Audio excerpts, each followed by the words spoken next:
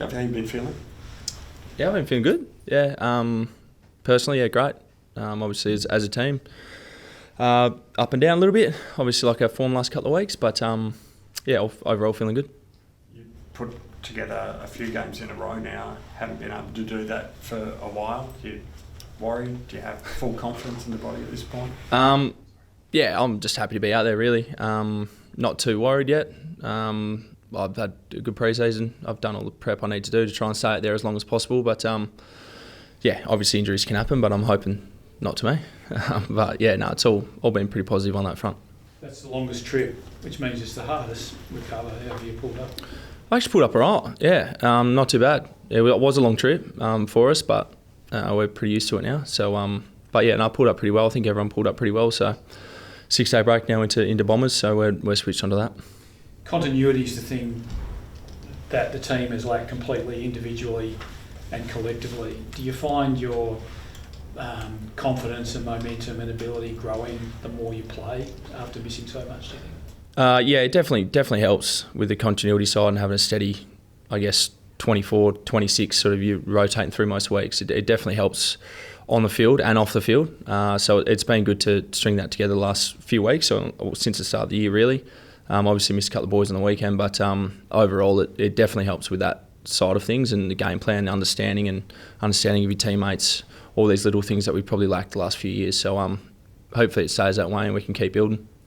It's almost like your best gift is your ability to read A, the play, and B, the drop of the ball, B, where it's going to land all the time.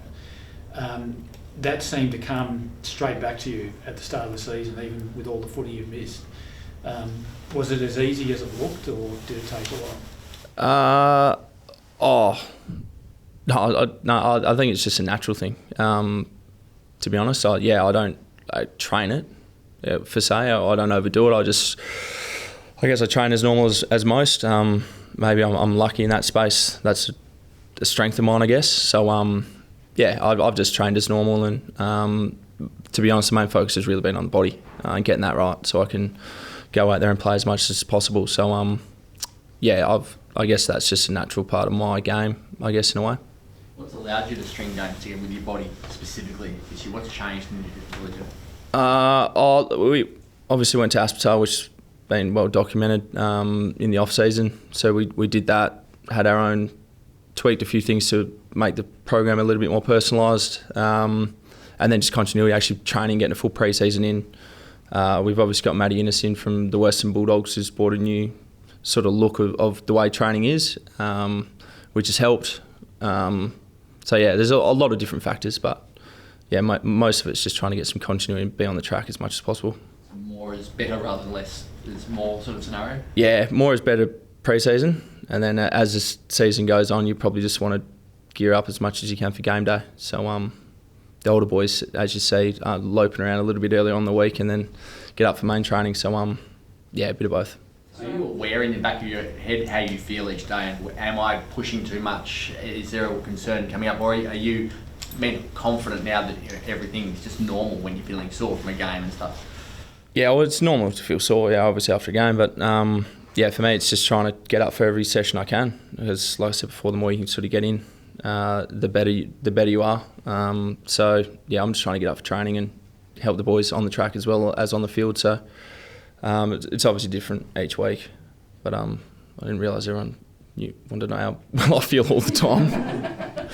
Anything else? Changed anything week to week that you haven't done in the last few years to keep your body where it is or get it to where it is?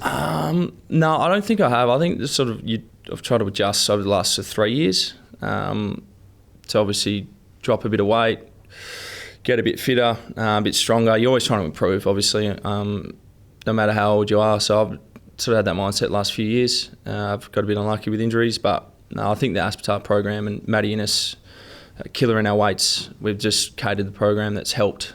But I've only played 7 games, so I'd love to chat to you in 2 years' time and I haven't missed a game. It'd be great. But yeah, there's a lot of different things that have helped me be out in the footy field. Do you feel some of the improvement up the field in terms of the boys putting in stronger contest and getting the ball into your forward line more has eased the pressure? You're not so much under the pump as a defensive unit anymore, so you don't have to be bashing into packs and putting your body on the line so much so far this year? Yeah, it's definitely been a lot different to the last few years for sure.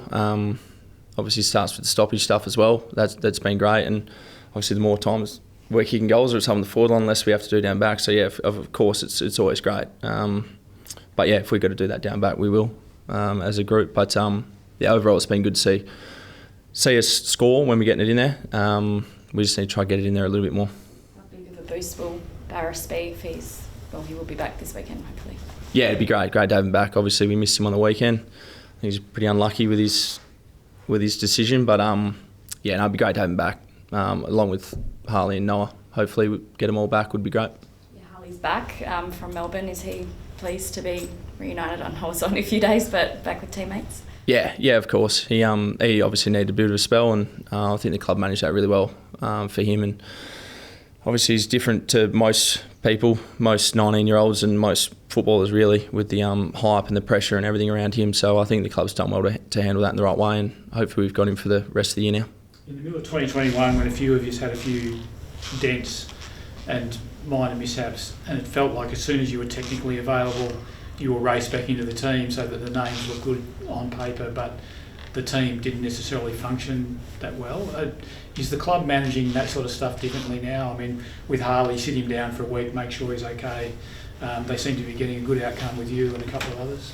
Yeah, I think it helps when you got a pretty much full list. I don't know how many we've got injured at the moment, but it's a lot less than we've had the last few years. So it's a bit of a, not a luxury, but it is a luxury for the coaches really. They can make those sort of decisions. We're in the past few years, it's just we need to get whoever we can out there. We've had waffle players playing in the last few years, so it's definitely a lot easier to manage players when we've got a full list. So it definitely helps. But yeah, we'll do what we can in that space, I think.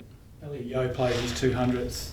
He's the other great rehab story, if you like, from over summer and the trip to the Middle East. Has he surprised you with how strongly he's come back? No, he hasn't surprised me. No, I think he's reminded a lot of people about how good a footballer he is and how much his body's sort of let him down the last few years, for sure. But 200 is obviously massive. He's been massive for us this year. He's always been a top 2 or 3 player in our team since I've got here, since I've played with him. So we're a much better side with him in it. I'm stoked for him that he's got to 200. I'm sure he's got plenty more in him. But hopefully he puts another big one together this weekend for us. Would be awesome. What does he bring, do you think? If there was an outstanding quality that Elliot brings, what is it? A competitive edge. Yo is extremely competitive in everything he does. And I think that's what we love about him. He'll give absolutely everything. You see it with his footy, but even with his standards, the way he carries himself around the club and the standards around skills and understanding of the game, he holds it at a very high level. So he's aggressive. He gets a bit grumpy sometimes, which we love. But yeah, I think his ultra competitiveness is what sets him apart. Does he also have a point of difference to the other gun mids, you think, in the comp? Like, a lot of them are just see ball, get ball, run offensively. Elliot has the ability to play on someone as well and has been sent to Dusty Martin before, he's been sent to Nathan Fyfe before, he's played on Toby Green before. Does that make him unique amongst those guys, do you think? Yeah, I think so. Yeah, he's played down back as well for a portion of his career, and he's extremely handy down there. So I think if you can try and nullify one of their key mids and actually be damaging as well, which I've seen Yo do multiple times, it's definitely a massive asset. It's very hard to compare midfielders and players in the competition. I really like doing that, but for us, I'm picking Yowie first, and I'm glad he's on my team. What do you make of the decision to send Harley home? How beneficial is it for someone who's so young to get a chance to spend some time with family at this point of the season? Yeah, like I said, I think it's a good decision for the club. Obviously, dealing with Harley, he's come straight in. He's 19, hasn't had the full pre-season yet. He's carried a massive workload through the midfield, obviously the off-field prep. So I think it was just the right time for him to go home and have a break. And obviously the club's dealing with that on that personal level as well as the physical level. So for us, when we heard he wasn't playing, I think everyone wasn't surprised. It was just more whatever the best thing is for Harley at the moment. And I'm sure we'll do the same with other players throughout the year. So hopefully he's all refreshed and ready to go for the rest of the year. Was training cut short today because of the thunder and lightning? No, I don't think so. A few of us were praying for the Lightning for a little bit there. But no, we didn't cut it short. We just went inside the shed and utilised that and played some soccer games and had a little bit of fun off the back of the training session. So, yeah, I don't think it was cut short. Don Pike said on the club website that thinking about some potential changes to the club song heading into next year. How do you feel about the club song?